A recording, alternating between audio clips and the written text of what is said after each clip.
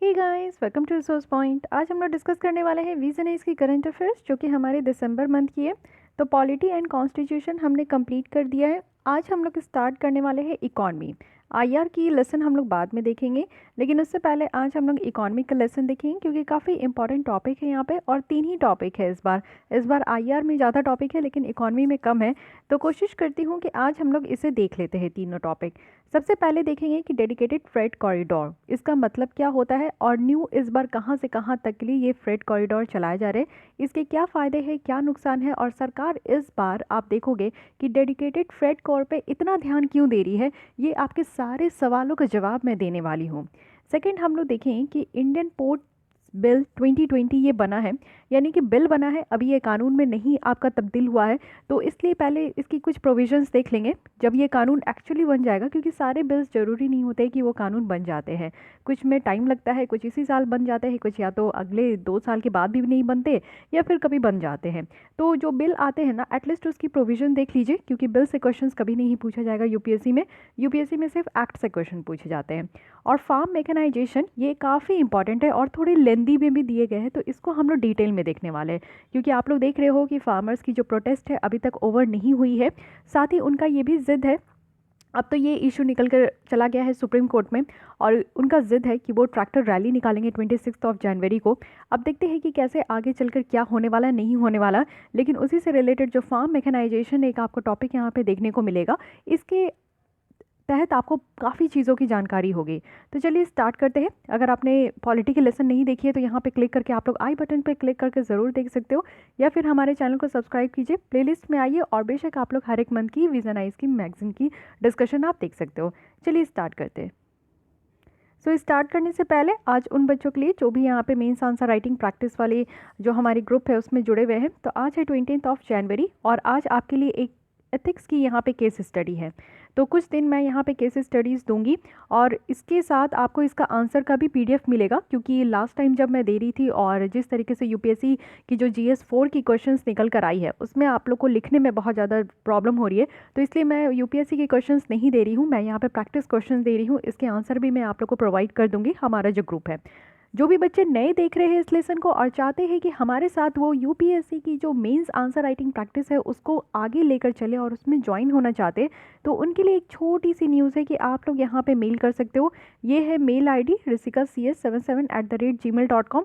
उसके बाद आपको डिटेल बताए जाएंगे कि आप किस तरीके से हमारी जो यहाँ पे ग्रुप चल रही है, जहाँ पे बच्चे बहुत ज़्यादा आंसर राइटिंग प्रैक्टिस करते हैं और क्या शानदार आंसर लिख रहे हैं डेली, तो उनके लिए है यहाँ पे। ठीक है, तो आइए देख लीजिए। ये एक आपका अ, हाँ, यहाँ पे इसमें आप लोग की जो मार्क्स है वो 25 मार्क्स की होगी। समझ जाइए कि केस स्टडीज़ है क्या। आपको एज्यूम करना है कि आप एसपी हो अपने डिस्ट्रिक्ट में, यानी कि सुपरिटेंडेंट ऑफ पुलिस हो आप अपने डिस्ट्रिक्ट में। एक आपके पास केस आता है जिसमें से 30 गर्ल्स से ज़्यादा ये आरोप लगाया जाता है कि उनका रेप हुआ है और उनको सेक्सुअली एक्सप्लॉइट किया गया है, वो भी सिटी शेल्टर होम में, जो कि एक एनजीओ के द्वारा चलाया जा रहा था। ये स्कैंडल है जो कि सामने आता है जब मीडिया इस कंप्लेन को, यानी कि जो सेक्सुअल अब्यूज़ है ये सिटी शेल्टर जो होम है उसकी, वो बाहर निकाल कर लाते हैं। मीडिया जब इसको बाहर निकाल कर लाते हैं तब ये केस जो है वो हाईलाइट होता है। कुछ नेक्सस ऑफ पुलिस है, पॉलिटिशियन है, एडमिनिस्ट्रेशन है, और साथ ही साथ क्रिमिनल्स है जिनके ऊपर ये आरोप लगा है कि वो इस तरीके की रैकेट लेकर चल रहे हैं, और वो भी बहुत ही सालों से, लास्ट फ्यू ईयर्स से। इसी को देखते हुए बहुत सारे प्रोटेस्ट जो है ना वो सिटीज़ के चारों ओर निकल कर आए हैं। वहीं आप देखोगे तो मीडिया जो है उनका कहना है, यहाँ पे उनका मतलब है कि पीपल्स यहाँ पे डिमांड कर रहे हैं एक स्विफ्ट एक्शन का, और आपको वो कह रहे हैं कि इस केस को इन्वेस्टिगेट करें और स्लोली इन्वेस्टिगेट करें। यानी कि जो टॉप ऑफिसर्स हैं ना आपके डिपार्टमेंट में, आप एसपी हो, आपके ऊपर भी बहुत सारे डिपार्टमेंट है, और वो जो टॉप ऑफिसर्स हैं आपको बोल रहे हैं कि ठीक है आप इस केस का इन्वेस्टिगेट करो, लेकिन धीरे धीरे इन्वेस्टिगेट करो। और उस स्टेट में इलेक्शन होने वाला है कुछ ही मंथ में। यहाँ पे आप लोग देखो कि एक पॉलिटिकली सेंसिटिव इश्यूज बन जाता है ये, तो आपको यहाँ पे जो है इमेंस पॉलिटिकल प्रेशर्स दिया जा रहा है। जो भी रूलिंग पार्टी है उस स्टेट के, उनके तरफ से आपके ऊपर प्रेशर बनाया जा रहा है कि आप कोई स्ट्रिक्ट एक्शन नहीं लोगे, और यहाँ पे आपको कॉम्प्रोमाइज़ करना होगा इस केस को कवर अप करने के लिए। ठीक है, तो एक सिचुएशन आप समझ गए। इसको सुनकर आप लोग को बिहार का जो शेल्टर होम में जो एक इसी तरीके की केसेस निकल कर आई थी उसका याद आ रहा होगा आप लोग को। बिहार में आई थिंक मुजफ्फरपुर में थी, आई डोंट नो एग्जैक्टली, मुझे रिमेंबर नहीं हो पा रहा कौन सी डिस्ट्रिक्ट थी, बट यू पीपल ओके आप लोग जानते होंगे या फिर आप लोग बता सकते हो। तो ये उसी तरीके का केस है। अब कोई भी कहीं पे भी केस निकल कर आता है, आप लोग को उसको, अगर आप लोग एसडीएम बनना चाहते हो तो आप उस केस को कैसे हैंडल करोगे, आप अगर डीएसपी बनना चाहते हो, एसपी बनना चाहते हो, आईपीएस बनना चाहते हो, तो फिर आप उस केस को कैसे लेकर चलोगे। तो यहाँ पे एसपी के रिलेटिव में आपका कहा जा रहा है और आपके ऊपर प्रेशर बनाया जा रहा है रूलिंग पार्टी के द्वारा कि आप उस केस को ख़त्म करो और उसको जो है आपको इसको कॉम्प्रोमाइज़ करना होगा। यानी कि compromise what in the sense कि आपको या तो प्रमोशन मिल जाएगा या तो फिर आपको पैसे मिल जाएंगे, ठीक है। अब इस सिचुएशन को देखते हुए आपको यहाँ पे आंसर लिखना है कि क्या क्या इश्यूज इन्वॉल्व है इस केस में, आपको वो पॉइंट आउट करनी है। सेकंड आपको लिखना है कि आपके पास क्या क्या अवेलेबल है ऑप्शंस क्या क्या अवेलेबल है उसको लिखना है, और आप कौन से ऑप्शंस को चूज़ करोगे ये भी बताना है। और जो भी ऑप्शन को चूज़ करोगे उसको, उसके लिए एक अच्छा खासा लॉजिकल आर्गूमेंट देकर आपको अपने बातों पे स्टैंड लेना है, ठीक है। इस तरीके के क्वेश्चन से आपकी क्या मीन्स मानसिक स्थिति है, यानी कि आपका किस तरीके से मेंटल अटेंशन है, वो यहाँ पे इस क्वेश्चंस के थ्रू जो है यूपीएससी में जो आप आंसर लिखते हो वो आप लोग का पता चल जाता है, ठीक है। तो यही है जो आप यहाँ पे लिखोगे ना, और यही इसी चीज़ से पता चलेगा कि जब इस तरीके की केसेस आपके ज़िले में होगी तो आप कितने बेटर तरीके से वहाँ पे रिस्पॉन्ड करोगे, ठीक है। तो लिखने का कोशिश कीजिएगा। आंसर आपकी आज नहीं पोस्ट होगी, कल आपको इवनिंग में पोस्ट हो जाएगी। क्यों? क्योंकि आपको 24 आवर्स दिया जाएगा कि पहले कुछ सोचिए, लिखिए। अगर आप लिख लोगे तो उसके बाद आपको भेजना होगा। आप सेटिस्फाइड हो तो आप भेज सकते हो, नहीं तो उससे पहले आपको कल शाम तक जो है 4-5 बजे तक आंसर मिल जाएगा। उसको देखकर अगर आप लोग को अपने आंसर में कुछ मॉडिफाई करना है तो बेशक आप लोग कर सकते हो, ठीक है। इसके लिए आप लोग को घबराने की ज़रूरत नहीं है, या फिर ऐसा मत सोचिए कि क्या क्वेश्चन पूछ दिया गया। आई नो ये केस स्टडी को टैकल करना हर किसी की बात नहीं होती है। जो बच्चे न्यू कमर्स होते हैं, जो न्यू है, उनके लिए थोड़ी प्रॉब्लम हो जाती है, लेकिन जो पहले पिछले साल से ही प्रैक्टिस कर रहे हैं उनको किसी भी तरीके की प्रॉब्लम नहीं होगी, ठीक है। चलिए आइए अब हम लोग स्टार्ट करते हैं अपने आज के लेसन।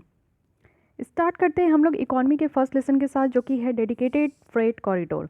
अब देखिए, डेडिकेटेड फ्रेट कॉरिडोर, जैसे आप लोग डेडिकेटेड स्टडी करते हो, यूपीएससी में आपका डेडिकेशन है। क्यों है? क्योंकि आपको सिर्फ बनना है, क्या बनना है? सिविल सर्वेंट, ठीक है। तो इसलिए आप डेडिकेटेड हो।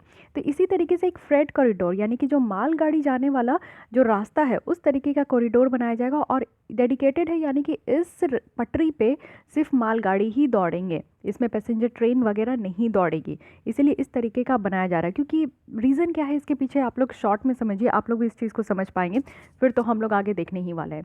क्या होता है कि आप लोग देखते हो कि एक तो ट्रेन हमारी टाइम पे नहीं होती है, ये तो आप लोग समझ रहे हो। अभी जैसे विंटर सीजन है तो फॉगी वेदर के कारण जो है सारी ट्रेन जो है टाइम पे नहीं होती है, डिले चलती है। ऊपर से आप लोग देखोगे कि मान लीजिए कि एक ही पटरी में 2 ट्रेन को जानी है, एक आपका पैसेंजर ट्रेन है और एक मालगाड़ी है, ठीक है, फ्रेट आपका जो रेलवे है। तो क्या होता है ना कि अगर एक ही पटरी पे दोनों को जानी है ना, तो यहाँ पे फ्रेट जो मालगाड़ी है उसको रोक देते हैं, और जो पैसेंजर गाड़ी है उसको यहाँ पे पास करने के लिए रास्ता दे दिया जाता है। तो यहाँ पे क्या होता है कि मालगाड़ी जो है ना काफ़ी घंटों घंटों एक ही पटरी पे वो खड़े रहते हैं, और मालगाड़ी समय पे नहीं पहुँच पाते, जिसके कारण जो हमारे सामान की जो प्राइस है ना वो बढ़ जाती है। देखिए, समय पे अगर कोई भी सामान एक जगह से दूसरी जगह पे पहुंच जाए तो उसकी प्राइस उतनी ज़्यादा नहीं बढ़ेगी, क्योंकि हमारे यहाँ इतनी थोड़ी सी बुरी व्यवस्था है। आप लोग ट्रेन से सफ़र करते हो तो आप लोग जानते ही हो कि रेलवे की क्या स्थिति है, इसलिए प्राइवेटाइजेशन करने के लिए कहा जा रहा है। तो कोई बात नहीं, वो भी टॉपिक हमने देखा था। तो यहाँ पर जो परेशानियाँ हैं, और मालगाड़ी बहुत ज़्यादा परेशानी झेल रही हैं, क्योंकि उनको कई बार रोका ही चला जाता है, और वो कई दिन तक रुके रह जाते हैं उसी प्लेटफॉर्म में और उसी पटरी पर। तो इसलिए इस तरीके की चीज़ें ना हो, हमारे यहाँ सामान का जो है एक्सपोर्ट इंपोर्ट अच्छे से होते रहे, और पूरी इंडिया में आप देखोगे तो ये एक डेडिकेटेड फ्रेट कॉरिडोर बनाया जा रहा है। अभी जो हम लोग डेडिकेटेड फ्रेट कॉरिडोर की बात कर रहे हैं कि प्राइम मिनिस्टर जी के द्वारा यहाँ पे न्यूली इनॉग्रेट किया गया है, और कहाँ से कहाँ तक का किया गया है, तो न्यू भावपुर से लेकर न्यू खुर्जा सेक्शन तक, और ये आपका operation control centre of eastern dedicated freight corridor के तहत यहाँ पे आपको देखने को मिलेगा। तो इस तरीके से आप लोग यहाँ पे देख सकते हो। ये मैप थोड़ा और मैं जूम कर देती हूँ जिससे कि आपको बेटर समझ में आए। यहाँ पे देखिए, बात किया जा रहा है ये न्यू खुर्जा, ठीक है। यहाँ पे है आपका न्यू खुर्जा, और ये है आपका न्यू भावपुर। तो यहाँ से यहाँ तक का एक डेडिकेटेड फ्रेट कॉरिडोर बनाया जा रहा है। और ये किसके अंदर आएगा? तो ये ईस्टर्न डेडिकेटेड फ्रेट कॉरिडोर के अंदर आएगा। ये वेस्टर्न है, साउथ है, नॉर्थ है, 4 तरीके का आपका डेडिकेटेड फ्रेट कॉरिडोर चलता है। तो ये चीज़ समझिए। अब यहाँ पे आप लोग ये चीज़ देखिए कि ये जो dedicated freight corridor corporation of India limited है, इनके द्वारा इस ऑपरेशन को चलाया जाता है। तो ये है क्या? एक कंपनी है जो कि यहाँ पे कंपनीज एक्ट 1956 के तहत इसको रजिस्टर किया गया है 2006 में, जो कि यहाँ पे डेडिकेटेड फ्रेट कॉरिडोर को लेकर प्लान करती है, इसको डेवलप करती है। और अगर इस तरीके का कॉरिडोर बनाने में फिनेंशियल रिसोर्सेज यहाँ पे प्रोवाइड करना है तो उसको भी प्रोवाइड करती है, कंस्ट्रक्शन भी करती है, और उसका साथ ही साथ मेंटेनेंस भी होता है। ठीक है, तो ये सारा काम किसके द्वारा किया जाता है? Dedicated freight corridor corporation of India limited के द्वारा। अब यहाँ पे इनका मिशन क्या क्या है, क्यों ये ऐसा काम कर रहे हैं, क्यों ऐसे अलग से पटरी बना रहे हैं? तो पटरी बनाने का मतलब है कि यहाँ पे वो एक कॉरिडोर बना रहे। कॉरिडोर क्या होता है? गलियारा होता है, ठीक है, जो कि एक एप्रोप्रिएट अच्छा खासा टेक्नोलॉजी के साथ होगा। और यहाँ पे इंडियन रेलवे को अनेबल किया जाएगा ना कि वो अपने फ्रेट ट्रांसपोर्ट से मार्केट शेयर में रीगेन करें। क्योंकि देखिए, जितना टाइम लगेगा, जितना डिले होगा सामान को पहुँचने में, उतना ज़्यादा सामान की प्राइसेस बढ़ जाएगी। तो सामान की प्राइसेस ना बढ़े और जो मार्केट शेयर है फ्रेट ट्रांसपोर्ट का वो यहाँ पे बढ़ जाए। साथ ही एक मल्टी मॉडल लॉजिस्टिक पार्क यहाँ पे सेटअप किया जाएगा ये डेडिकेटेड फ्रेट कॉरिडोर के साथ। डेडिकेटेड फ्रेट कॉरिडोर के साथ पार्क बनाया जाएगा। अब वो आपका चलने का, टहलने का, बच्चों का खेलने का पार्क नहीं होगा। ये जो डेडिकेटेड फ्रेट कॉरिडोर होगा, मान लीजिए कि ये स्टेशन पे आया, तो स्टेशन पे यहाँ पे आपका पार्क बनाया जाएगा। अब जितने सामान और जितने माल यहाँ पे आपका उतरेगा, वो सारा माल आपका इस पार्क में रखा जाएगा। पार्क कहने का मतलब एक रूम होगा, एक हॉल होगा, ये एक ओपन हॉल होगा, जिसमें कि सारे सामान वहाँ पे अच्छे तरीके से रखे जाएंगे। साथ ही यहाँ पे गवर्नमेंट की जो इनिशिएटिव है वो भी यहाँ पे सपोर्ट किया जाएगा कि बेटर तरीके से इकोलॉजिकली सस्टेनेबिलिटी के साथ यहाँ पे सामान को रखा जाए और ये काम किया जाए। फाइन। अब देखिए, ये वाला रास्ता आपको याद रखना है कि न्यू भावपुर और न्यू खुर्जा सेक्शन जो है 351 किलोमीटर सेक्शन है, जो कि खुर्जा और भावपुर आपको यूपी में ही देखने को मिलेगा। और state of the art operation control centre है, जो कि ये आपका कहाँ पे लोकेटेड है? तो यूपी के प्रयागराज में। ठीक है, ये यूपी में बनाया जा रहा है, इसलिए हम लोग इसको अभी स्टडी कर रहे हैं। अब ऐसा कहाँ से निकल कर आया, यानी कि डेडिकेटेड फ्रेट कॉरिडोर का इमरजेंस कब हुआ और कैसे हुआ? फ्रेट जो है, यानी कि जो मालगाड़ी है, ये आप लोग देखो कि हमारे 67% रेवेन्यू शेयर करता है। यानी कि एक चीज़ तो आप लोग को ये भी पता होना चाहिए कि हमारे इंडियन रेलवे में जो इंडियन रेलवे को फ़ायदा होता है ना, वो पैसेंजर ट्रेन से कम होता है, ये मालगाड़ी से बहुत ज़्यादा होता है। और मालगाड़ी से जो ये फ़ायदा होता है वो 67% तक का फ़ायदा होता है।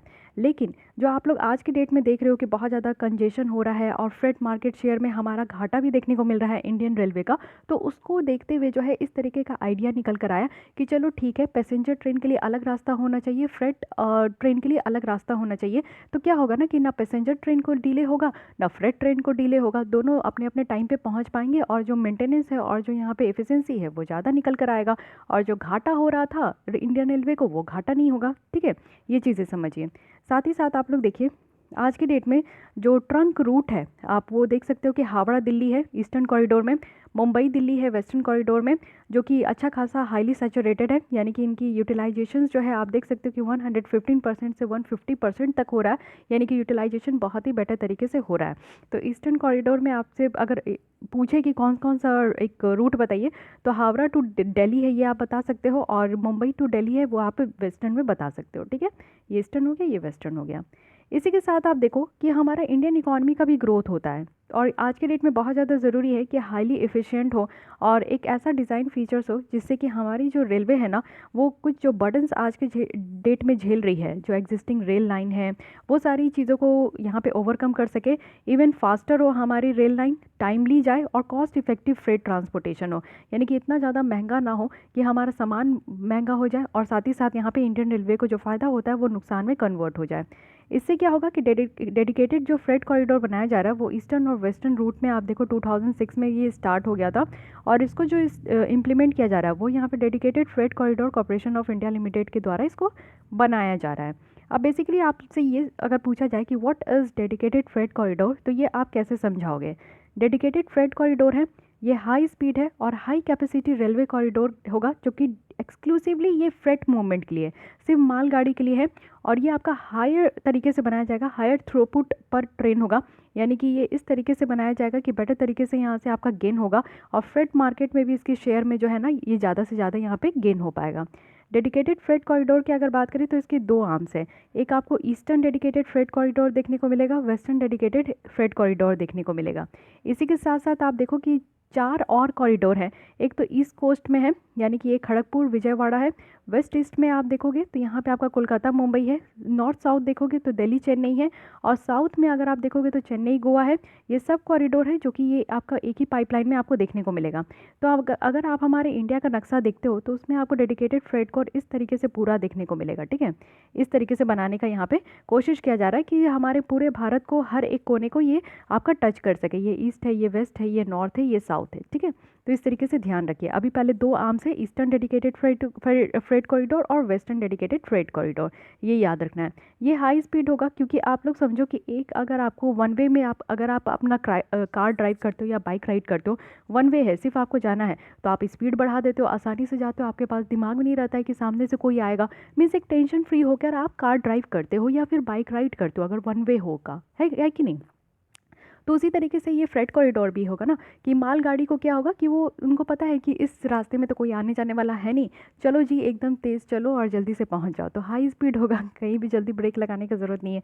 अब पैसेंजर ट्रेन में ना ब्रेक लगाना है कि हाँ हाँ स्टेशन आ गया, लोगों को उतरना है, चढ़ना है, तो रुक जाते हैं। मालगाड़ी को क्या है, एक जगह से स्टार्ट हुए दूसरी जगह जाके उतरना है, चलो जी तुरंत स्पीड में चलो, है कि नहीं। बहुत ही अच्छे तरीके से जो है यहाँ पे आपका सामान बहुत ही कम टाइम पे समय पे जगह पे पहुँच जाएगा।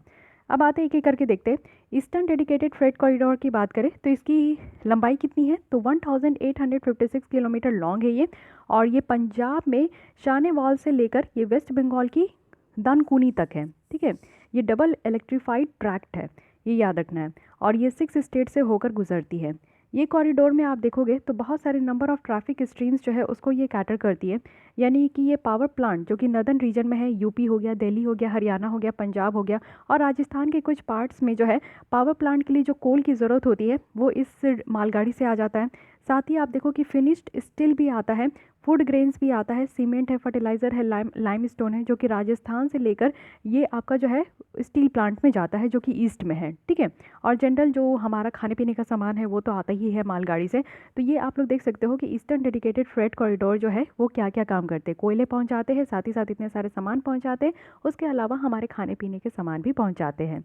इसको आप लोग देखो कि यहाँ पे एक लॉजिस्टिक पार्क जो कि यूपी के कानपुर में है और पंजाब के लुधियाना में है, इसको बनाया गया है, वो भी पब्लिक प्राइवेट पार्टनरशिप मोड के द्वारा। और पब्लिक प्राइवेट पार्टनरशिप मोड कहने का क्या मतलब होता है कि यहाँ पे सेंट्रल गवर्नमेंट भी यहाँ पे साथ दे रही है और प्राइवेट सेक्टर भी यहाँ पे साथ दे रहे हैं, दोनों मिलकर काम कर रहे हैं। जो कि ये पार्क बनाया जा रहा है लॉजिस्टिक पार्क है, क्योंकि ये सामान रखने का पार्क है आपका, तो इस तरीके से ध्यान रखना है, ठीक है। अब यहाँ पे आप लोग देख सकते हो कि डेडिकेटेड फ्रेट कॉरिडोर नेटवर्क कहाँ कहाँ है, ये आप बेटर समझ पाओगे। एक तो आप देखो ये लुधियाना से अभी जो मैं आपको बता रही थी ये दानकुनी तक है, ठीक है, इस तरीके से ये आया। उसके बाद आप देखो कि ये आपका ईस्टर्न डेडिकेटेड फ्रेट कॉरिडोर हो गया। वेस्टर्न आप देख सकते हो ये वाला है, पटियाला से लेकर आप ये पालघर तक देख सकते हो। उसके बाद आपको यहाँ पे पता चलेगा ये east coast dedicated freight corridor है, विजयवाड़ा से लेकर यहाँ पे आपका कोलकाता तक। उसके बाद आप देख सकते हो यहाँ पे मैं ही कंफ्यूज हो रही हूँ, नहीं, ये सदर्न डेडिकेटेड फ्रेट कॉरिडोर है, ये आपका कर्नाटक से लेकर चेन्नई तक, सॉरी गोवा से लेकर चेन्नई तक है सदर्न डेडिकेटेड फ्रेट कॉरिडोर, यहाँ से यहाँ तक सामान जाता है। उसके बाद ईस्ट वेस्ट आप देख सकते हो इस तरीके से यहाँ से यहाँ तक लंबा जोड़ा गया है। और फिर इसके बाद ये साउथ आपका डेडिकेटेड फ्रेट कॉरिडोर है, नॉर्थ साउथ, जो कि आप यहाँ से यहाँ तक देख सकते हो, दिल्ली से ही आपका विजयवाड़ा तक है। तो इतने हमारे यहाँ जो है आज की डेट में मालगाड़ी दौड़ते हैं, जो कि बहुत ही अच्छी बात है। उसके अलावा यूपी में एक अलग से अभी बनाया गया है जिसके लिए हम लोग यहाँ पे पढ़ रहे हैं। तो ईस्टर्न डेडिकेटेड फ्रेट कॉरिडोर समझ गए, वेस्टर्न समझिए। ईस्टर्न कितना लंबा था, तो 1800 समथिंग था, एक मिनट देख लीजिए, हाँ 1856 किलोमीटर था। लेकिन वेस्टर्न देखिए थोड़ी छोटी है, 1504 किलोमीटर लॉन्ग है। अगर आपसे पूछ लिया जाए, यूपीएससी इस तरीके का सवाल पूछ लेती है कि ईस्टर्न डेडिकेटेड फ्रेट कॉरिडोर लंबी है as comparison to western dedicated freight corridor, तो ये याद रखना है कि येस ईस्टर्न ज़्यादा लंबी है वेस्टर्न के कंपैरिजन में। और इसकी स्ट्रेच कितनी है, यानी कि आप लोग देखो कि एनसीआर वाले से दादरी से चलकर ये मुंबई के जवाहरलाल नेहरू पोर्ट तक पहुंचता है और ये 6 स्टेट तक होते हुए आता है। और फिर उसके बाद ये ईस्टर्न डेडिकेटेड फ्रेट कॉरिडोर को कहाँ पे ज्वाइन करता है, तो दादरी में, ठीक है। और ये आपका लॉजिस्टिक पार्क कहाँ है, तो मुंबई एरिया में है, गुजरात में, जयपुर में है और दिल्ली के एनसीआर वाले रीजन में। तो देखिए एक आपका लॉजिस्टिक पार्क होगा क्योंकि सामान कहाँ से लोड हो रहा है और सामान कहाँ पे जाकर उतर रहा है, वो दोनों साइड जो है आपका एक पार्क होना ज़रूरी है, जहाँ पे एक बल्क ऑफ सामान जो है यानी कि पूरे बल्क में आपका सामान रखा जा सके, ठीक है। तो इतनी बातें तो होगी जो स्टैटिक थी। अब समझिए कि इसका फ़ायदा क्या है। सबसे पहला क्या है कि जो लॉजिस्टिक कॉस्ट है, ठीक है, वो यहाँ पे कम हो पाएगा।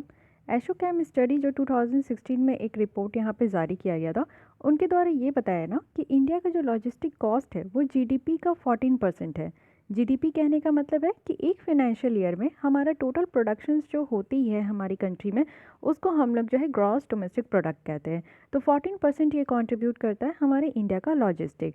वहीं अगर हम लोग देखें तो यूएस का कितना है, तो ओनली 9.5 है। जर्मनी का आप देख सकते हो 8% है। तो इट मीन्स कि इंडिया में जो यहाँ पे लॉजिस्टिक कॉस्ट है वो जीडीपी में बहुत ज़्यादा कंट्रीब्यूट करता है, इसीलिए हम लोग को इस फील्ड में बहुत ज़्यादा ध्यान देने की ज़रूरत भी है। और जो स्पीड है फ्रेट ट्रेन का, उसको यहाँ पे 3 टाइम्स ज़्यादा इंक्रीज़ किया जाना चाहिए, और ये किया जाएगा भी, जिससे कि ये ज़्यादा हो पाएगा ना कि एक टाइम पे जो आज की डेट में आप देखोगे 3 घंटे में जो सामान एक जगह से दूसरी जगह जा रही है, तो उसकी अगर टाइम हम लोग 3 टाइम्स अगर बढ़ा दे तो 1 घंटे में ही वो सामान पहुंच जाएगी, है कि नहीं। तो इससे क्या होगा कि इंडिया का प्रोडक्ट कॉम्पिटिटिव हो पाएगा, साथ ही साथ हमारा इंडिया का एक्सपोर्ट भी ये बढ़ पाएगा। जैसे आपका लॉजिस्टिक कॉस्ट कम होगा, वैसे ही आप समझिए कि हमारे इंडिया का जो एक्सपोर्ट है वो ज़्यादा बूस्ट होगा, और हमारी प्रोडक्ट जो है ज़्यादा मार्केट में कॉम्पिटिटिव हो पाएगी। क्योंकि कॉम्पिटिटिव तभी हो पाएगी ना जब कोई किसी प्रोडक्ट का दाम सस्ता होगा, ठीक है। अगर महंगे होंगे तो उसको तो ऐसे ही 90% लोग नहीं पूछेंगे। प्याज ही का आप देख लो ना, प्याज महंगे हो जाते हैं तो कौन खाता है, लेकिन वही बात है कि प्याज सस्ते होते हैं तभी कॉम्पिटिटिव होता है। तो वो चीज़ें हैं। सेकंड है कि हम लोग यहाँ पे ट्रांसपोर्टेशन में एक मॉडल शिफ्ट कर रहे हैं। तो इंडिया आज की भी डेट में आप देखो कि सबसे ज़्यादा जो हम लोग डिपेंडेंट है वो मोर एक्सपेंसिव रोड ट्रांसपोर्ट में है। आप लोग देखते हो कि ट्रक के ट्रक, ट्रैक्टर के ट्रैक्टर जो है बहुत ज़्यादा लाइन में लगे रहते हैं, और उनको पास करने में थोड़ा मुश्किल होती है, क्योंकि जब नॉर्मल टाइम होता है, ऑफिस टाइम होता है, तो उस समय आपको ट्रक ट्रैक्टर जाते हुए नहीं देखने को मिलेंगे। लेकिन हाँ, जब आपका नाइट का टाइम होता है तभी इन सबको पास किया जाता है। तो इसमें क्या होता है ना कि बहुत ज़्यादा खर्चे भी होते हैं, और उससे हमें बहुत ज़्यादा फ़ायदा भी नहीं होता है। तो इसीलिए हम लोग इस सोच रहे हैं कि यहाँ पे जो रोड वाली जो ट्रांसपोर्टेशन है उसको क्यों ना हम लोग कट डाउन करके हम लोग रेलवे में ही जो खर्च है, और तो उसी खर्च में हम लोग थोड़ा सा और एफिशिएंट उसको बनाकर उसी में हम लोग इस्तेमाल कर सकें। तो ये काम किया जा रहा है। थर्ड है कि जो आज की डेट में रेलवे लाइन है जिसको फ्रेट ट्रेन से बहुत ज़्यादा फ़ायदा होता है, तो उनके फ़ायदा को और ज़्यादा बढ़ा देते हैं, तो एक्स्ट्रा बर्डन नहीं देखने को मिलेगा, और बेटर ट्रेन यहाँ पे पंक्चुअलिटी हो पाएगी। क्योंकि एक ही ट्रैक पे मालगाड़ी भी दौड़ रही है, पैसेंजर ट्रेन भी दौड़ रही है, तो कहीं ना कहीं डिले हो जा रहा है। तो डिले भी नहीं होगा, आप लोग को, हम लोग को, आम जनता को प्रॉब्लम भी नहीं होगी ट्रेन में सफ़र करने में, क्योंकि बड़ी लेट आती है। घर से निकलते हुए भी डाउट होता है, एक बार चेक कर लेते हैं कि ट्रेन कितने देर में आ रही है कि नहीं आ रही है। टाइम पे ट्रेन रहती है तो डाउट हो जाता है, लेट होता है तो संतुष्टि होती है कि हाँ लेट है, वो बिलीव हो पाता है। लेकिन अगर कोई टाइम पे ट्रेन हो ना, तो वो डाउट होता है। मेरी तो एक ट्रेन छूट गई थी जो टाइम से पहले आकर चली गई थी। मुझे तो कभी वो विश्वास ही नहीं हो रहा था ना कि ऐसे भी हो सकता है कि हमारे इंडियन रेलवे में ट्रेन टाइम से पहले ही निकल गई हो। ये तो अलग अलग ही बात है, ये कभी कभी हो पाता है, एक साल में एक बार ऐसी घटना घट जाती है। साथ ही आप लोग देखो कि इन्वेस्टमेंट अपॉर्चुनिटी भी बढ़ पाएगा। इससे क्या होगा ना कि आप लोग देखो ईज़ ऑफ डूइंग बिजनेसेस बढ़ जाएगी। आप लोग को जब कहीं पे भी अर्जेंट जाना होता है तो आप लोग ट्रेन का टिकट नहीं लेते हो, आप लोग फ्लाइट का ही टिकट लेते हो। 3 टाइम्स ज़्यादा आप पैसा पे करते हो, लेकिन आपको ये समझ में आता है कि आप जल्दी पहुँच जाओगे और राइट टाइम पर पहुँच जाओगे। वहीं अगर ट्रेन का आप चक्कर लगा लिए तो फिर तो हो गया। जब भी आपको दूसरे स्टेट में अगर एग्ज़ाम देने जाना होता है, तो अगर आप ट्रेन से जा रहे हो ना, तो 1-2 दिन का बैकअप लेके जाते हो कि चलो ठीक है ट्रेन से जा रहे हैं, ना जाने कितने घंटे यहाँ पे लेट होगा। लेकिन अगर फ्लाइट से जाते हो तो सेम डे में भी जाकर आप लोग एग्ज़ाम देके शाम में सेम डे में आप लोग रिटर्न हो जाते हो, है कि नहीं। तो यही चीज़ें हैं कि अगर टाइम पे होने लगा तो फिर यहाँ पे कॉन्फिडेंस भी बढ़ेगा, और फिर यहाँ पे ईज़ ऑफ डूइंग बिजनेस भी बढ़ेगी, यहाँ पे इन्वेस्टमेंट भी बढ़ेगा। साथ ही इंडिया का जो हिंटरलैंड है ना, उसको कनेक्ट कर पाएगा। यानी कि एक लार्ज पार्ट हमारा जो पॉपुलेशन है ना, वो आप लोग जानते हो कि आज की भी डेट में हमारे लैंड लॉक्ड हिंटरलैंड में रहते हैं। यानी कि इंडिया में आप देखो कि जो मैप है उसमें कुछ नदर्न स्टेट है जैसे राजस्थान, एमपी, ये सब जो है ना, ये आपका डेडिकेटेड फ्रेट कॉरिडोर से ही सर्व्ड होता है। तो एग्रीकल्चर सेक्टर्स जो है इससे बहुत ज़्यादा बेनिफिशरी होगा, क्योंकि लैंड एरिया है उसमें अगर इस तरीके से मालगाड़ी दौड़ेंगे तो ऑब्वियस है कि जो फार्मर्स हैं हमारे, उनको बहुत आसान होगा कि वो अपने फसल जो है ट्रेन में लोड कर दे, फिर उनका दूसरी जगह चले जाए। तो उनको सस्ता भी पड़ेगा, उनको ज़्यादा मेहनत भी नहीं करना पड़ेगा, उनको ज़्यादा टैक्स वगैरह भी नहीं देना पड़ेगा जो मंडीज़ वगैरह में वो देते हैं। और ओपन भी होगा उनके लिए, अपॉर्चुनिटी भी होगा कि वो दूसरे मार्केट में जहाँ उनको ज़्यादा रिटर्न मिल रहा है वहाँ वो अपना बेच सकते हैं। तो एग्रीकल्चर सेक्टर के लिए भी ये बेनिफिशरी होगा। इकोनॉमिक गेन तो होगा ही, क्योंकि इससे आप लोग देखो कि हमारा ports, exporters, importers, shipping lines, container operator और दूसरे जो कंज्यूमर है रेल ट्रांसपोर्ट के, वो सबको इनसे फ़ायदा होगा और काफ़ी ज़्यादा हमारे इंडस्ट्री का डेवलपमेंट भी होगा, एम्प्लॉयमेंट भी जनरेशन होगा। जैसे जितना ज़्यादा डेडिकेटेड फ्रेट कॉरिडोर बन रहा है, तो इस लाइन में आप देखो कि यहाँ पे जो यूपी में डेडिकेटेड फ्रेट कॉरिडोर बन रहा है, तो सबसे पहली बात क्या है कि यहाँ पे लोगों की ज़रूरत होगी कि पहले पटरी बिछाओ। पटरी बिछाने में आप लोग देखते हो कि उसमें जो है कंक्रीट लगे रहते हैं, उसमें कुछ आपका इस तरीके का डिज़ाइन पैटर्न वगैरह होता है, आई डोंट नो इसे क्या कहते हैं। तो इस तरीके का आपका पटरी का डिज़ाइन पैटर्न करना होता है, ट्रेन बनाना है अलग से, तो मैन्युफैक्चरिंग सेक्टर्स में आपकी एम्प्लॉयमेंट जनरेशंस होगी। तो इस तरीके से आप देख सकते हो कि एम्प्लॉयमेंट की अपॉर्चुनिटी भी इससे निकल कर आती है कंस्ट्रक्शन के टाइम में भी, और साथ ही साथ यहाँ पे इंडस्ट्रियलाइजेशन भी यहाँ पे फैसिलिटेट हो पाती है। ठीक है, साथ ही साथ आप देखो कि यहाँ पे स्किल अपग्रेड ग्रेडेशंस भी देखने को मिलता है, यानी कि ट्रेनिंग के दौरान भी यहाँ पे लोगों को ज़्यादा स्किल्स भी प्रोवाइड किया जाता है। इन्वायरमेंटल बेनिफिट भी है, क्योंकि ट्रेन का ऑपरेशंस अगर हम लोग डेडिकेटेड फ्रेट कॉरिडोर में देखें तो इससे हमारा जो कार्बन डाइऑक्साइड का इमिशंस है ना, वो बहुत हद तक कम भी हो पाएगा और यहाँ पे हम लोग फ्यूल भी सेव कर पाएंगे। तो इससे हमारा जो टारगेट है कार्बन इमिशन को कम करने का, इंडिया उसको भी अचीव कर लेगा। कार्बन फुटप्रिंट आप लोग समझ रहे हो क्या होता है? ये एनालिसिस है जो कि यहाँ पे इंडियन रेलवे के द्वारा कंडक्ट किया गया है, और इसमें ये पाया गया है ना कि जो डेडिकेटेड फ्रेट कॉरिडोर है उससे 2.25 times less green house gas emissions होगा, वो भी आगे आने वाले 30 ईयर्स पीरियड में। अगर हम लोग एज यूजुअल जो आज के डेट में हमारा बिजनेस चल रहा है उसके कंपैरिजन में देखें तो ये इंडियन रेलवे के द्वारा खुद ही बताया गया है कि डेडिकेटेड फ्रेट कॉरिडोर को इस्तेमाल करने से हमारा जो ग्रीन हाउस गैसेस का इमिशन है वो यहाँ पे कम हो पाएगा, जो कि बहुत ही ज़्यादा ज़रूरी है। और इसी को हम लोग यहाँ पे कार्बन फुटप्रिंट कहते हैं। यानी कि कार्बन फुटप्रिंट कहने का क्या मतलब है कि किस तरीके के एक्टिविटीज़ हम लोग कर रहे हैं, यानी कि एक इंडिविजुअल के द्वारा, एक कॉर्पोरेशन के द्वारा, या कोई ऑर्गेनाइजेशन के द्वारा, या किसी सिटी, किसी स्टेट, किसी कंट्री के द्वारा ऐसा एक्टिविटी किया जा रहा है जिससे कि ग्रीन हाउस गैसेस की इमिशन बहुत ज़्यादा हो रही है, तो उसे हम लोग यहाँ पे कार्बन फुटप्रिंट कहते हैं। ठीक है, तो इंडियन रेलवे के द्वारा कहा गया है कि हम लोग इसको कम भी कर सकते हैं, तो बहुत अच्छी बात है। और साथ ही साथ आप लोग देखिए कि इसमें चैलेंजेस क्या है। हम लोग यहाँ पे सिग्निफिकेंस तो पढ़ लिए हैं, लेकिन बिना किसी चैलेंजेस के कभी भी आपको सक्सेस नहीं मिलता। तो चैलेंजेस यही है कि इस तरीके के प्रोजेक्ट को कंप्लीट करने में मे भी लेट हो सकता है।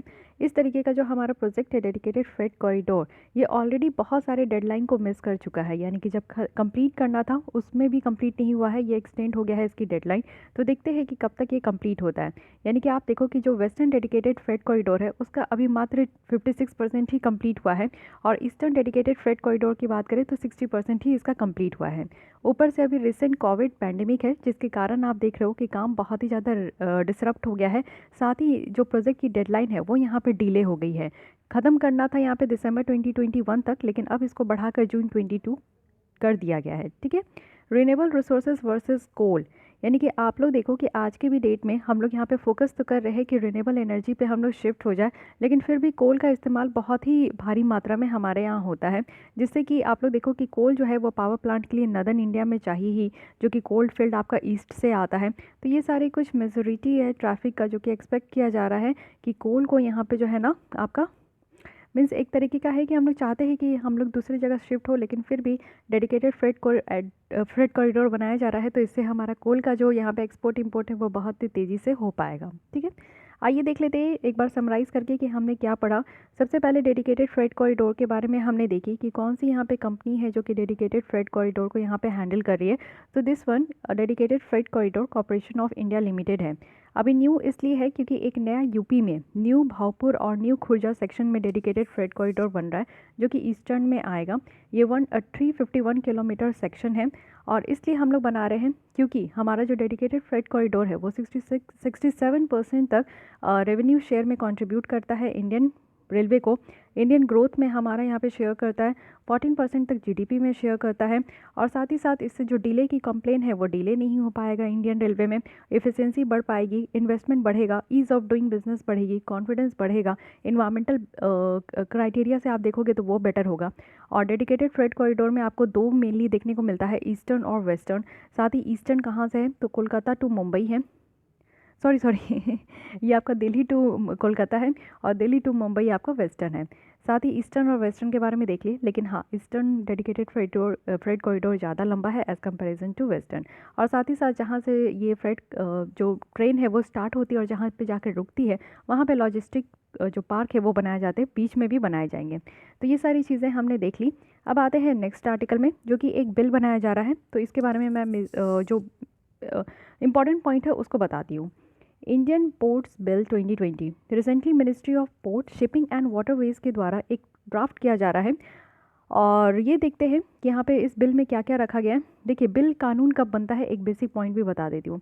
बिल एक्ट कब बनता है, जब बिल को यहाँ पे दोनों सदनों से पास किया जाता है, लोकसभा और राज्यसभा दोनों से पास करके जब ये प्रेसिडेंट के पास जाता है, और प्रेसिडेंट जब इस बिल पे साइन कर देते हैं, वो ओके बोल देते हैं, तब ये बिल जो है आपका कन्वर्ट हो जाता है कानून में, और फिर उसके बाद ये एप्लीकेबल हो पाता है हमारे कंट्री में, फिर इसको लागू किया जाता है। फाइन, तो अब ये बिल है। इस बिल का फीचर्स क्या है, तो पोर्ट है। पोर्ट में आप देखो कि हमारे यहाँ मेजर पोर्ट और माइनर पोर्ट है, लेकिन मेजर पोर्ट कहाँ कहाँ है वो आप देख सकते हो। क्योंकि हमारा सदर्न पोर्शन जो इंडिया का है वो पूरी तरीके से पेनिसुला है। पेनिसुला कहने का मतलब है कि 3 रीजन पार्टनी में ये आपका घिरा हुआ है। एक साइड आपको बे ऑफ बंगाल देखने को मिलता है, यहाँ पे वेस्टर्न साइड में आपको अरेबियन सी देखने को मिलेगा, सदर्न साइड में आपको इंडियन ओशन देखने को मिलेगा। तो 3 साइड से हमारा जो सदर्न पोर्शन है वो पानी से घिरा है। दैट्स वाई हम लोग इसको जो है यहाँ पे पेनिसुला इंडिया कहते हैं। अब पेनिसुला इंडिया है तो यहाँ पे आपको पोर्ट्स देखने को मिलेंगे, बंदरगाह। तो मेजर पोर्ट्स कितने हैं, ये है कांडला गुजरात में, मुंबई में आपका जवाहरलाल नेहरू पोर्ट्स है, मर्मुगांव है ये आपका गोवा में है, न्यू मैंगलोर ये आपका कर्नाटक में है, कोचीन ये आपका केरल में है, और यहाँ पे तमिलनाडु में तुतीकुरीन है, और साथ ही साथ यहाँ पे चेन्नई है, आंध्र प्रदेश में विशाखापट्टनम है, और साथ ही साथ उड़ीसा में पारादीप है, वेस्ट बंगाल में कोलकाता है। ठीक है, अब आते हैं इस बिल का कुछ फीचर्स देख लेते हैं। यहाँ पे मैरीटाइम पोर्ट रेगुलेटरी अथॉरिटी बनाई जाएगी, जिसमें कि सेंट्रल गवर्नमेंट को एडवाइस किया जाएगा जो भी यहाँ पे नेशनल पोर्ट पॉलिसी और प्लान से रिलेटेड मैटर होंगे।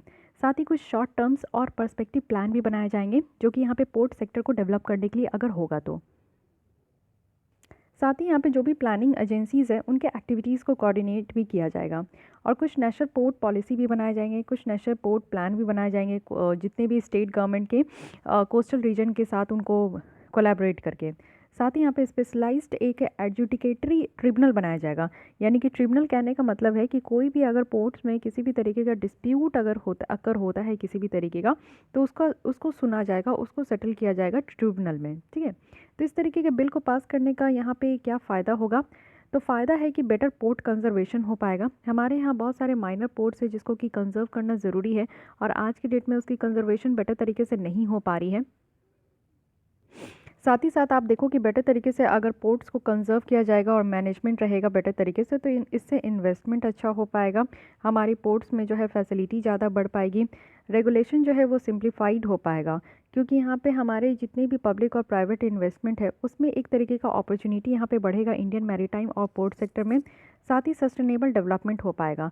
यानी कि इस बिल के थ्रू ये इंश्योर कराया जा रहा है कि पोर्ट्स में safety, security, pollution control, performance standard, ये सारी चीज़ें देखा जाएगा, और सेल्फ रिलायंस की यहाँ पे बात की जा रही है, क्योंकि यहाँ पे ईज़ ऑफ डूइंग बिजनेस को बढ़ाना है। तो एक अच्छा खासा यहाँ पे इम्पिटस होगा कि कैसे self reliance domestic investment climate हम लोग मैरीटाइम सेक्टर्स में बना सके, जो कि हम लोग आत्मनिर्भर भारत की तरफ जो इनिशिएटिव है सरकार का, उसको हम लोग जो है अचीव कर पाए। ठीक है, तो ये सारे कुछ फ़ायदा है, लेकिन इसके अलावा आपको ये समझना है कि पोर्ट सेक्टर्स में इंडिया का क्या पोटेंशियल है।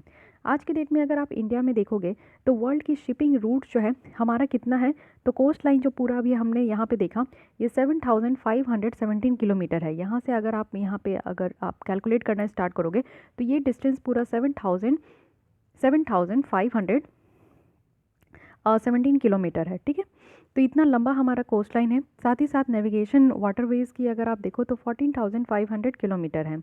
मैरीटाइम अगर ट्रांसपोर्ट हैंडल्स देखें हम लोग, तो ये इंडिया का ट्रेड वैल्यू में से अगर हम लोग देखें तो 70% है, और इंडिया में टोटल आप लोग देखो कि 204 पोर्ट्स है, जिसमें से 12 अभी मेजर वन है, और 55% हम लोग कार्गो ट्रैफिक को यहाँ पे हैंडल करते हैं।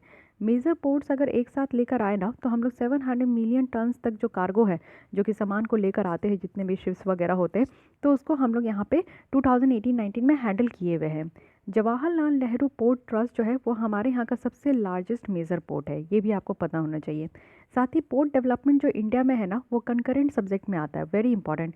7th स्केड्यूल है हमारे संविधान में, जिसमें 3 लिस्ट लिखे गए हैं, स्टेट लिस्ट और सेंट्रल लिस्ट और कंकरेंट लिस्ट। तो ये जो आपका पोर्ट को डेवलप करना है, ये कंकरेंट लिस्ट में आता है। इट मीन्स कि यहाँ पे स्टेट लेजिस्लेचर को भी पावर है कि वो इसके रिलेटेड कोई कानून बना सकते हैं। साथ ही साथ सेंटर यानी कि पार्लियामेंट को भी पावर है कि वो इससे रिलेटेड कुछ कानून भी बना सकते हैं। आज के डेट में आप देखो कि मेजर पोर्ट कहने का मतलब है कि बड़े बड़े पोर्ट होते हैं जो कि यहाँ पे सेंट्रल गवर्नमेंट के द्वारा ही यहाँ पे रेगुलेट किए जाते हैं। और किस कानून के तहत? तो ये है मेजर पोर्ट एक्ट 1963 के तहत। और साथ ही साथ जितने भी नॉन मेजर पोर्ट है, जिसको माइनर पोर्ट भी कहते हैं, छोटे छोटे जो बंदरगाह होते हैं, वो स्टेट गवर्नमेंट के द्वारा यहाँ पे गवर्न किए जाते हैं। और यहाँ पे एक कानून है जिसको कहते हैं इंडियन पोर्ट एक्ट 1908, तो उसके तहत जो है जितने भी छोटे बंदरगाह हैं वो यहाँ पे आपके उसको रेगुलेट किए जाते हैं। तो ये आपका एक जो डिफरेंस है वो क्लियर होना चाहिए मेजर पोर्ट और माइनर पोर्ट में, कि मेजर पोर्ट को सेंट्रल गवर्नमेंट देखती है और माइनर पोर्ट को स्टेट गवर्नमेंट देखते हैं। गुजरात में आप देखोगे तो 70% तक यहाँ पे छोटे जो है पोर्ट कार्गो है। वहीं आंध्र प्रदेश में आप देखोगे तो 16% तक है। महाराष्ट्र में छोटे जो है वो 7% है और उड़ीसा में मात्र 4% का यहाँ पे माइनर आपका जो पोर्ट है वो देखने को मिलेगा। कार्गो ट्रैफिक जो कंट्री में है वो एक्सपेक्ट किया जा रहा है कि आगे आने वाले 4 से 5 साल में 2500 मिलियन टन तक ये बढ़ेगा। ठीक है, कुछ और अगर हम लोग देखें कि क्या क्या यहाँ पे स्टेप्स लिया गया है पोर्ट सेक्टर में, तो सबसे पहले मेजर पोर्ट अथॉरिटी बिल लाया गया है 2020 में। देखते हैं कि इसको भी पास किया जाता है कि नहीं। सागरमाला प्रोजेक्ट हमारे यहाँ चल रहा है जिसको 2015 में लॉन्च किया गया था, जिससे कि जो हमारी पोर्ट इंफ्रास्ट्रक्चर है उसको और मजबूत कराना है और जो हमारे पोर्ट्स की यहाँ पे एफिशिएंसी है, जो कैपेसिटी है, उसको बढ़ाना है। इसके अलावा सेंट्रल पोर्ट अथॉरिटी एक्ट है, यानी कि इस कानून के तहत क्या है कि यहाँ पे ऑटोनॉमी देनी है, स्वतंत्रता देनी है, जितने भी मेजर पोर्ट है वो अपने हिसाब से काम कर सके। नेशनल मैरीटाइम डेवलपमेंट प्रोग्राम भी है, यानी कि यहाँ पे हमारे जो मैरीटाइम सेक्टर्स है उसको यहाँ पे डेवलप करना है। फॉरेन डायरेक्ट इन्वेस्टमेंट है, यानी कि एफडीआई अगर आप देखो तो 100% तक ये रखा गया है ऑटोमेटिक रूट के द्वारा।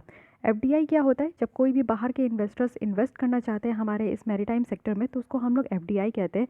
एफडीआई आने का 2 रास्ता होता है, एक होता है ऑटोमेटिक रूट और दूसरा होता है गवर्नमेंट रूट। गवर्नमेंट रूट में आप लोग देखो कि यहाँ पे अधिकतर जो है बहुत डिले हो जाता है, इसलिए लोग यहाँ से आना चाहते नहीं हैं।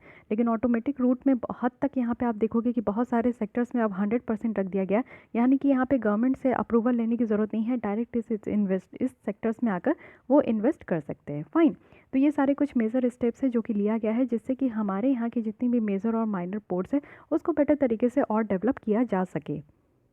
तो इतनी बातें आपको समझ में आ गई, बहुत ही ज़्यादा सिंपल है, ज़्यादा इसमें दिमाग लगाने की बात नहीं है। लेकिन आप देखो कि हमारे पोर्ट सेक्टर में ना कुछ चैलेंजेस फेस किए जाते हैं, कुछ परेशानियां हैं। अब वो क्या परेशानियां हैं? पोर्ट कंजेशन है, यानी कि एक के बाद एक इतने सारे शिप्स आ जाते हैं ना पोर्ट में कि उसका थोड़ा सा भीड़ लग जाता है। ठीक है, बहुत सारे चार्जेस, डॉक्यूमेंटेशन, पेपर वर्क इतना होता है कि डिले लग जाता है, यानी कि सामान को रखने में। और सामान आप जानते हो कि कभी भी किसी भी कंट्री में जाता है ना, जैसे कि मान लीजिए कि यूएस से हमारे यहाँ जो है वो बासमती राइस आया। ठीक है, बासमती राइस तो हमारा ही है, लेकिन मान लीजिए कि कुछ जैसे ऑयल आता है, तो जब भी ऑयल हम लोग जो वेस्ट एशिया से मंगाते हैं तो ठीक है उसकी तो गुणवत्ता हमें पता ही है। लेकिन मान लीजिए कि वेनेजुएला से अगर हम लोग ऑयल मंगा रहे हैं, जैसे कि वहाँ की भी ऑयल बहुत ही ज़्यादा क्वालिटी वाली होती है, तो लेकिन एक क्वालिटी पैरामीटर से उस सबको गुजरना होता है। मैगी अगर बाहर से आ रहा है तो मैगी को भी हम लोग को उस सारे पैरामीटर से, क्वालिटी पैरामीटर से गुजरना होता है कि वो अप टू द मार्क है कि नहीं। और पेपर वर्क करना होता है कि कितना आया सामान, कितना गया सामान, एक होता है ना खाता, उस टाइप का मेंटेन करना होता है।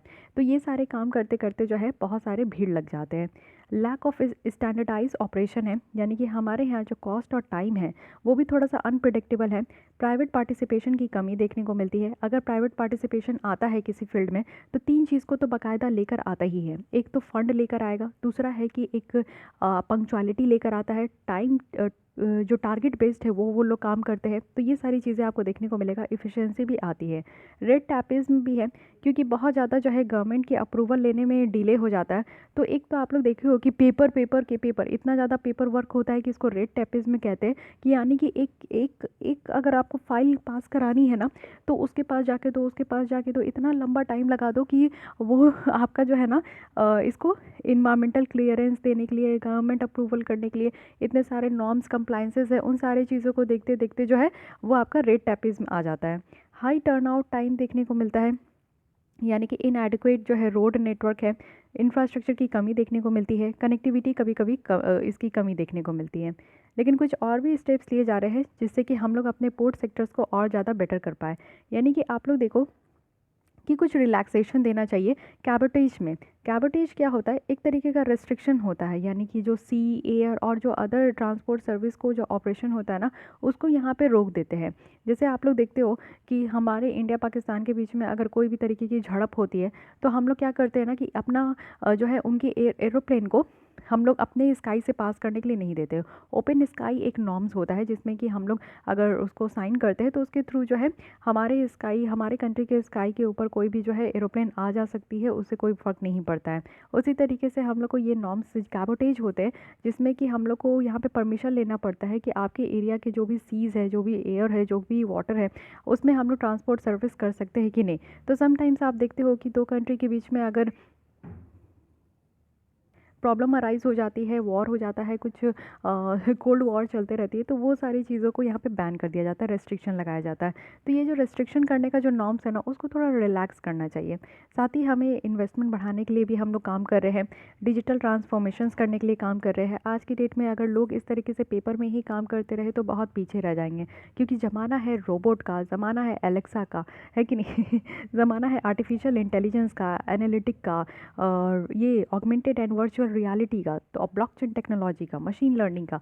तो ये सारे क्षेत्र में आज के डेट में इतनी टेक्नोलॉजी यूज़ हो रही है, उसमें अगर हम लोग पेपर वर्क करें तो फिर तो बेवकूफ़ी कहलाएंगे, बहुत ही पिछड़ा हम लोग कहलाएंगे।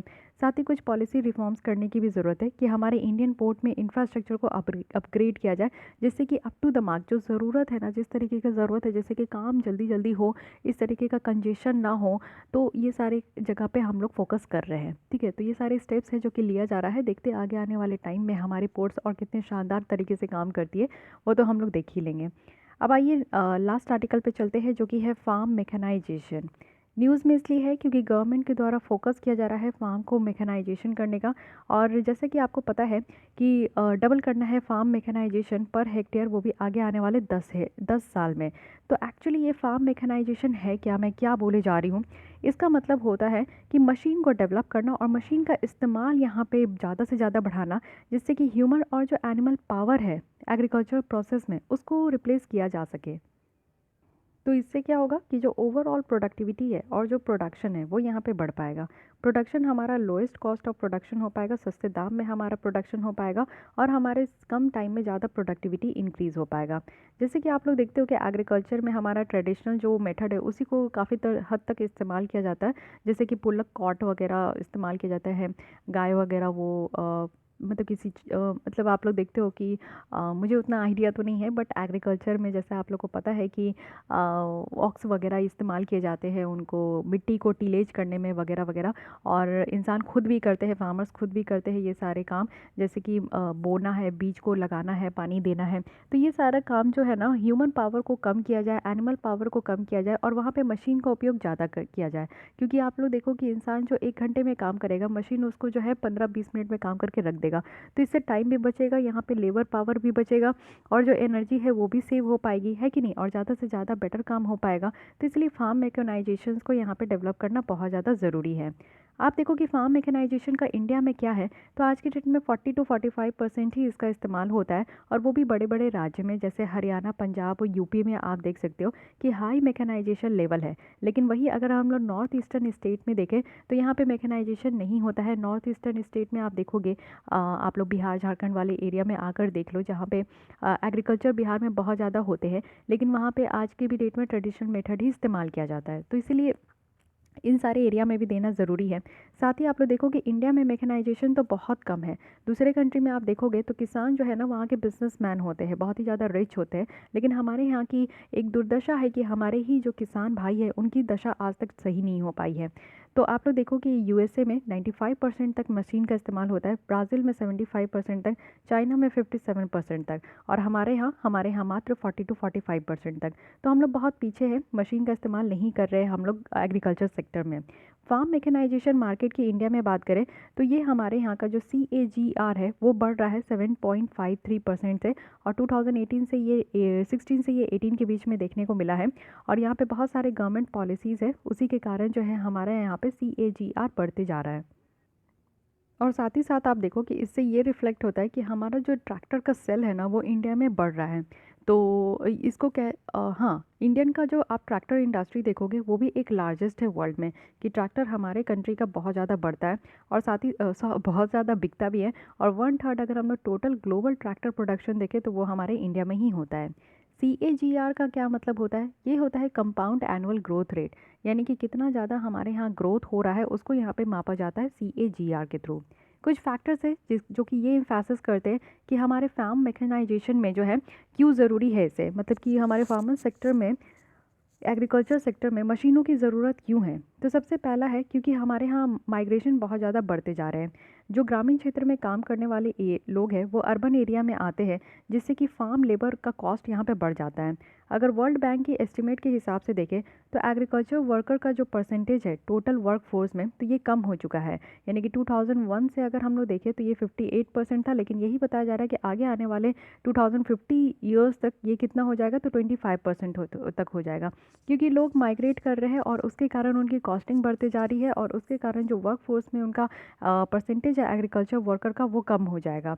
और साथ ही साथ यहाँ पे इंटेंस इन्वायरमेंट का होता है, यानी कि आप लोग देखो कि खेती करने के टाइम जब बीज बोने का टाइम होता है तो उस समय आप देखो कि घर के जो किसान भाई के जो फैमिली होते हैं ना, उनके फैमिली के सारे मेंबर्स लग जाते हैं खेत में, चाहे वो हो, उनकी बीवी हो, उनके बच्चे हो, उनके मम्मी पापा हो, सारे लोग जो है लग जाते हैं खेत में। तो ये बहुत ज़्यादा जो है आप लोग देखो कि यहाँ पे फार्म लेबर बहुत ज़्यादा है।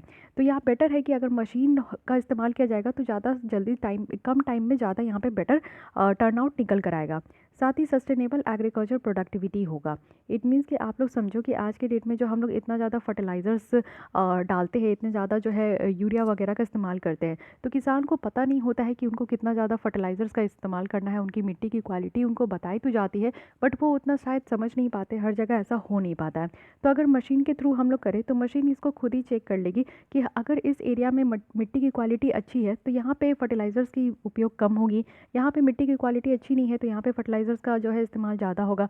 तो वो यहाँ पे जो है इस तरीके का मशीन होना चाहिए जो कि ऑटो चेक करे और उस हिसाब से वो फर्टिलाइज़र्स को जो है डिस्ट्रीब्यूट कर दे। तो इससे क्या होगा कि हमारे यहाँ फर्टिलाइज़र्स का इस्तेमाल करने से जो मीथेन की इमिशन होती है, कार्बन मोनोऑक्साइड की जो इमिशन होती है वो कम हो पाएगी। साथ ही ओवर डिपेंडेंस हम लोग मानसून के ऊपर होते हैं। हमारा कहा जाता है कि हमारा जो भारत है वो मानसून, हमारी जो एग्रीकल्चर है वो मानसून के ऊपर डिपेंडेंट होती है। तो उस हिसाब से हम लोग डिपेंडेंट नहीं होंगे। अगर मशीन होगा तो हम लोग आसानी से हर टाइम जो है उस तरीके का माहौल क्रिएट कर सकते हैं। साथ ही ट्रैक्टर का इस्तेमाल करना, ट्रैक्टर के इस्तेमाल से एग्रीकल्चर प्रोडक्टिविटी बहुत बढ़ता है, क्योंकि आप देखो कि बेटर तरीके से यहाँ पे सीड बेड प्रिपेयर हो पाता है। आप लोग देखते हो कि सीड को जो है बोया जाता है, टाइमलाइन होता है ऑपरेशन का, और अच्छे तरीके से डिस्ट्रीब्यूट भी होता है कम टाइम में, और सीड का और फर्टिलाइज़र का प्लेसमेंट भी सही तरीके से हो पाता है। तो इसलिए आप देखते हो कि किसान भाई के पास ट्रैक्टर होते ही है। और अभी आप लोग जो है 26 जनवरी को ट्रैक्टर रैली देखने ही वाले हो, और कितने सारे जो किसान हैं वो ऑलरेडी दिल्ली में ट्रैक्टर लेकर आ चुके हैं, तो इसीलिए वो लोग ट्रैक्टर का इस्तेमाल करते हैं। ठीक है, तो ये सारे कुछ फैक्टर्स हैं जिससे ये पता चलता है ना कि यस, हमें यहाँ पे एग्रीकल्चर सेक्टर्स में मशीन का उपयोग करना चाहिए। अब इससे क्या बेनिफिट होगा अगर हम लोग उपयोग कर लेते हैं, तो क्या क्या हमें फ़ायदा होगा।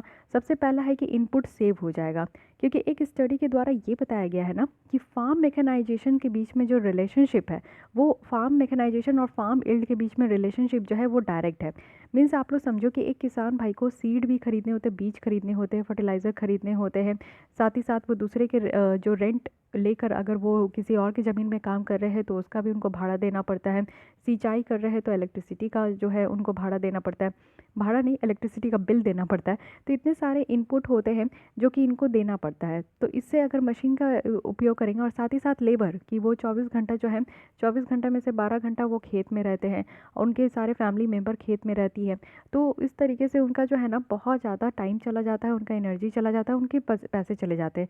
तो ये सारी चीज़ें सेव हो पाएगी, सब काम जो है यहाँ पे मशीनों के थ्रू हो पाएगा। साथ ही एफिशिएंसी बढ़ेगा। आप लोग देखते हो कि कोई काम अगर मशीन करता है तो वो बहुत कम टाइम में और बहुत ही बेटर तरीके से कर पाता है, अगर वही काम हम लोग इंसान करें तो यही चीज़ें हैं आज के डेट में। तो एलेक्सा का कमाल है। आप लोग को कुछ उठ के अगर आप लोग अपने फ़ैन को स्विच ऑफ करोगे तो वो थोड़ा ज़्यादा, आप लोग समझ ही सकते हो कि कितना हम लोग को मेहनत लगता है। लेकिन वही है, एलेक्सा को आप ऐसा कह दो। इंटरनेट ऑफ थिंग्स एक दिन के बाद अभी तो आने ही वाला है, बस आप लोग देखो कहीं कहीं तो इम्प्लीमेंट एम्पावरमेंट भी हो गया है कि आप लोग जो है अपने मोबाइल से ही सारी चीज़ें ऑपरेट कर सको। बहुत सारा चीज़ तो ऑपरेट करते ही हो आप लोग, तो उसमें आप लोग देखोगे कि बैठे बैठाए आप लोग सारा काम कर रहे हो। तो क्या होता है ना कि मशीन का इस्तेमाल करने से एफिशिएंसी बहुत ज़्यादा आता है, साथ ही सोशल बेनिफिट हो पाएगा। आप लोग देखो कि वुमेन की रिकॉग्निशंस नहीं होती है। हर एक किसान फैमिली के अंदर जितने भी वुमेन है ना, चाहे वो बेटी के फॉर्म में हो, माँ के फॉर्म में हो, बीवी के फॉर्म में हो, वो सारे लोग जो है खेती में काम करते हैं, लेकिन उनकी अब तक पहचान नहीं होती, उनकी कोई वैल्यू नहीं होती, ना ही उनको उसका पहचान मिलता है कि वो किसान खेती में काम करती है, ना ही उनको किसान बोला जाता है, ना ही उनको उनका भत्ता मिलता है, ना ही उनको उनका इनकम मिलता है। तो इस तरीके से क्या होता है कि अगर विमेन यहाँ से काम बचा पाए तो वो कहीं और काम कर सकती है, खुद का जो है वो एमएसएमई सेक्टर में काम कर सकती है, उनको कुछ और जगह जो है वो बेटर तरीके से यूटिलाइज़ कर पाएगी, टाइम को और ज़्यादा अर्न कर पाएगी। तो ये सारी चीज़ें हैं। साथ ही आप लोग देखो कि अनकल्टिवेबल लैंड में जो है ना, वो यहाँ पे इसको कन्वर्ट भी कर सकते हैं हम लोग एग्रीकल्चर लैंड में भी इस तरीके का मशीन इस्तेमाल करके, और फार्म प्रैक्टिसेस में सेफ्टी भी हम लोग इम्प्रूव कर पाएंगे। क्योंकि आप लोग देखते हो कि कई बार क्या होता है ना कि पेस्टिसाइड्स का इस्तेमाल करने से जो है उसको ज़्यादा इनहेल कर लेने से जो हमारे किसान भाई होते हैं उनकी जान चली जाती है। तो ये भी नहीं हो पाएगा। मशीन जो है, मशीन का क्या जान जाएगा, है कि नहीं? वो इनहेल ही कर ले तो कोई दिक्कत नहीं है। साथ ही हमारे यूथ को ये इंकरेजमेंट मिलेगा ना कि हाँ, फार्मिंग सेक्टर अच्छी है। आज की डेट में आप देखोगे कि किसान कभी भी अपने बेटे को किसान नहीं बनाना चाहता है। ये सबसे बुरी बात है, क्योंकि हर कोई देखो एक आईएएस अगर फैमिली में है तो वो चाहते हैं कि उसका बेटा बेटी आईएएस बने, एक डॉक्टर है तो वो चाहते हैं कि उसका बेटा बेटी डॉक्टर बने, पुलिस है तो पुलिस बने, इंजीनियर है तो इंजीनियर बने। लेकिन हाँ, अगर किसान है तो किसान अपने बेटा बेटी को किसान नहीं बनाना चाहता। तो ये कैसी बात है, ये कहाँ से जायज़ है? तो ये तो नहीं होना चाहिए ना। तो क्योंकि हमारे यहाँ एग्रीकल्चर सेक्टर जो कि आप लोग समझ सकते हो कि जिसके बलबूते पे हम लोग जी रहे हैं, अगर हमें खाना नहीं मिले तो क्या हम लोग कोई भी काम कर पाएंगे? नहीं कर पाएंगे। और खाना हमें किसी के दिन रात मेहनत के कारण ही मिलता है, और उसको हम लोग कहीं से भी जो है ना हेल्प नहीं कर पा रहे, दिक्कत ये है। तो इससे यूथ को भी हो पाएगा। साथ ही साथ आप देखो कि जो कॉस्ट ऑफ लेबर है वो यहाँ पे इंक्रीज़ बहुत ज़्यादा हो रहा है, तो उसको भी हम लोग डील कर पाएंगे। कॉस्ट ऑफ फार्मिंग जो है उसको हम लोग कहीं ना कहीं 20% तक कम कर पाएंगे अगर मशीन का इस्तेमाल कर रहे हैं। साथ ही क्रॉपिंग इंटेंसिटी जो है उसमें इंप्रूव हो पाएगा। एग्रीकल्चर लैंड को कमर्शियली और ज़्यादा हम लोग बेटर बना पाएंगे। यानी कि एग्रीकल्चर अगर मशीनरी यूज़ करें ना तो प्रोडक्टिविटी अच्छा होगा, प्रोडक्शन अच्छा होगा, आउटपुट ज़्यादा होगा, जिससे कि फार्मर्स को जो है बहुत ज़्यादा हेल्प मिलेगा। सस्टेनेबल एग्रीकल्चर होगा, क्योंकि आप देखो कि ये पानी का ज़्यादा इस्तेमाल करने से समटाइम्स फसल बर्बाद हो जाते हैं, पानी बर्बाड हो रही है, ग्राउंड लेवल नीचे जा रहा है। फर्टिलाइज़र का इस्तेमाल करने से जो है बहुत ज़्यादा मीथेन इमिशन हो रहा है, और ज़्यादा ग्रीन हाउस गैस की इमिशन हो रही है, सॉइल की फर्टिलिटी डे बाई डे ख़राब हो रही है, साथ ही यहाँ पे इन्वायरमेंट भी डैमेज हो रहा है। तो ये सारी चीज़ें नहीं हो पाएगी। सस्टेनेबल एग्रीकल्चर होगा, ऐसा एग्रीकल्चर होगा कि जो आज की डेट में हम लोग स्वच्छ इन्वायरमेंट में अगर हम लोग जी रहे हैं, हमें जो भोजन मिल पा रहा है वो हमारे आगे आने वाले जनरेशन्स को भी सारी चीज़ें उपलब्ध हो सके, है कि नहीं? लेकिन ठीक है, ये तो फ़ायदा हम लोग देखें, लेकिन चैलेंजेस भी तो है। ऐसा नहीं है कि सब कुछ बेटर है। क्या प्रॉब्लम आएगी अगर हम लोग अपने एग्रीकल्चर सेक्टर्स में मशीन्स को इंक्लूड करेंगे?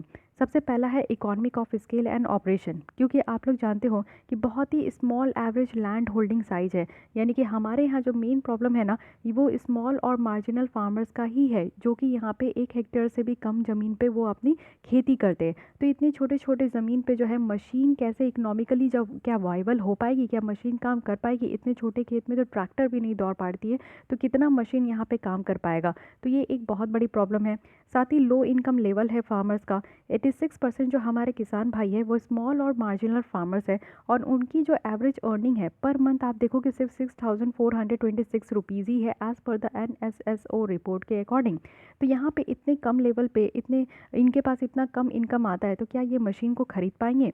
थर्ड है कि क्रेडिट प्रोसीजर, यानी कि यहाँ पे एग्रीकल्चर टर्म्स लोन जो यहाँ पे प्रोवाइड किया जाता है बहुत सारे एक्टिविटीज़ के लिए, तो क्या ये इतना भी क्रेडिट मिल पाएगा कि यहाँ पे किसान जो है मशीन खरीद पाएंगे? रेट ऑफ इंटरेस्ट जो है बहुत हाई होते हैं इस तरीके के लोन का।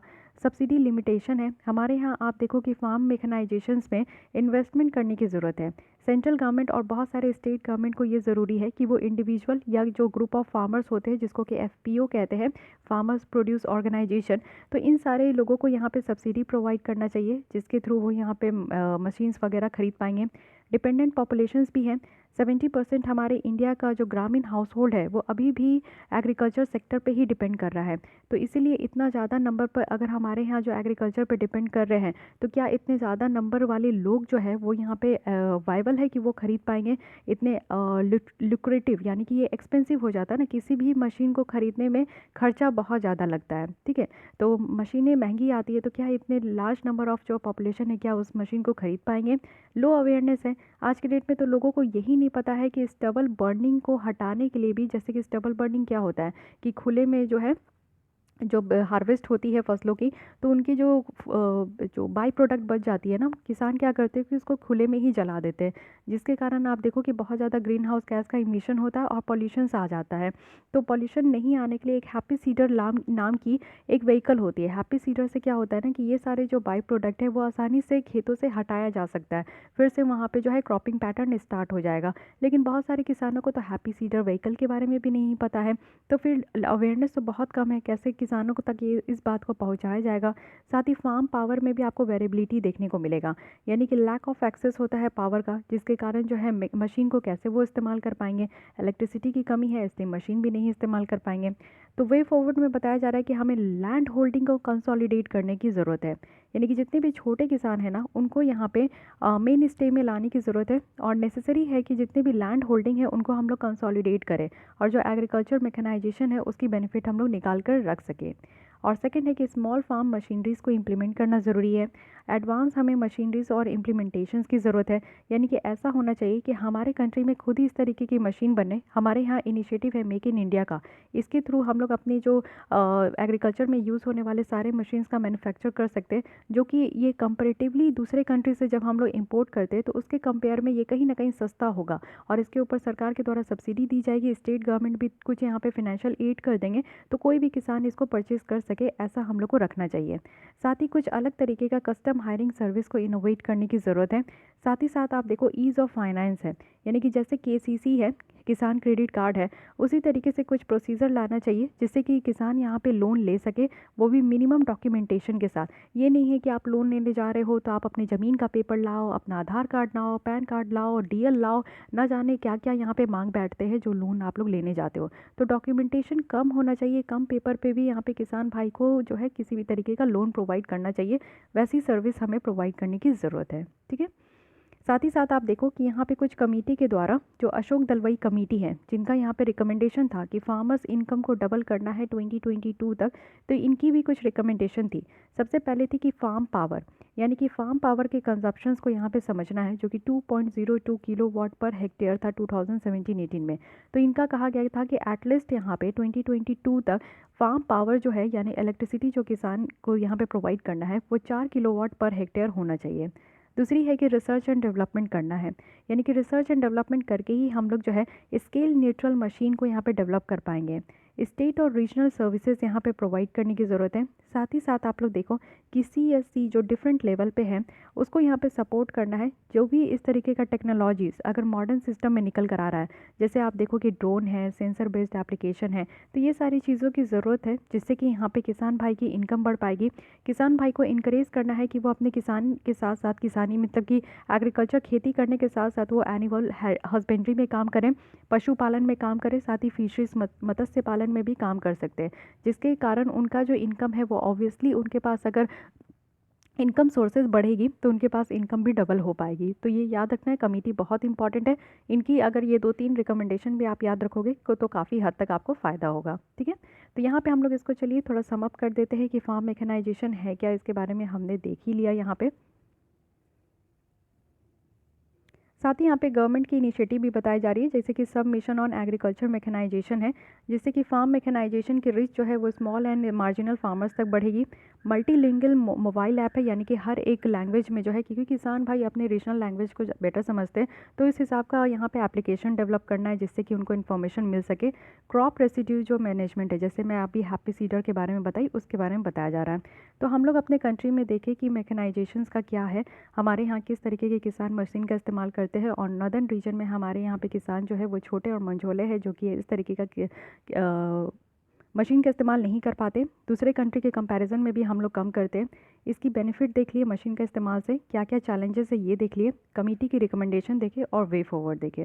तो आई होप कि आपको ये इकोनॉमी की लेसन अच्छी लगी होगी। नेक्स्ट हम लोग दूसरे पार्ट को स्टार्ट करेंगे। आज के लिए बस इतना ही, मिलते हैं नेक्स्ट लेसन में। तब तक के लिए हमारे साथ बने रहे। Thank you.